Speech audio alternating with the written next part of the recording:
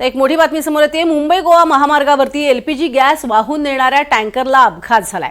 हातखंबा येथे पुलावरनं टँकर खाली कोसळला आणि या अपघातानंतर टँकरमधून गॅस गळती सुरू झाली। एमआयडीसीच्या रेस्क्यू टीम गॅस गळती थांबवण्यासाठी तिथे पोहोचल्या आणि त्यांनी तात्पुरत्या स्वरूपात ही गॅस गळती थांबवली।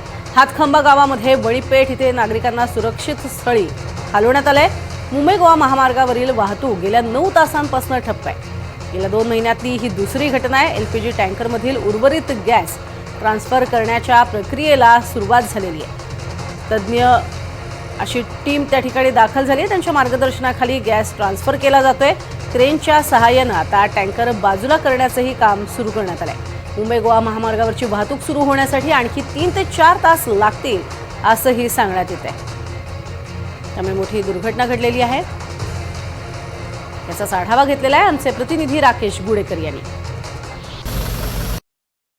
मुंबई गोवा महामार्गावर हातखंबा येथे गॅस टँकर पलटी झाल्याने वाहतूक जी आहे ती रात्रीपासून ठप्प झालेली आहे। जवळपास 9 तास आता उलटलेले आहेत आणि 9 तास इथली वाहतूक जी आहे ती पूर्णतः ठप्प झालेली आहे। आपण पाहू शकतो हा जो गॅस टँकर आहे तो हातखंबा येथील पुलावरून खाली पडलेला आहे रात्री आणि त्यानंतर काही वेळ गॅस लिकेज झालेला होता। एमआयडीसीच्या रेस्क्यू टीमने हा लिकेज जो आहे तो तात्काळ बंद केलेला होता। मात्र आता गॅस यातला जो गॅस आहे तो ट्रान्सफर करण्याचं काम रात्री सुरू होतं, पण आता ही जी टाकी आहे ती गॅस टाकी जी आहे ती ज्यावेळी सरळ होईल त्याचवेळी पुढची प्रक्रिया जी आहे ती पूर्ण होईल। पण सद्यस्थितीत ही टाकी सरळ करण्यासाठी मोठ्या अडचणी इथे निर्माण होतात, कारण हे जे क्रेन आहे त्या क्रेनचे जे 2 डोर जे आहेत ते देखील 2 वेळा तुटलेले आपल्याला पाहायला मिळतात। शर्थीचे प्रयत्न जे आहेत ते या ठिकाणी संपूर्ण प्रशासन असेल, एमआयडीसीची रेस्क्यू टीम असेल त्यांच्याकडून सुरू असलेलं पाहायला मिळतात, कारण ही जी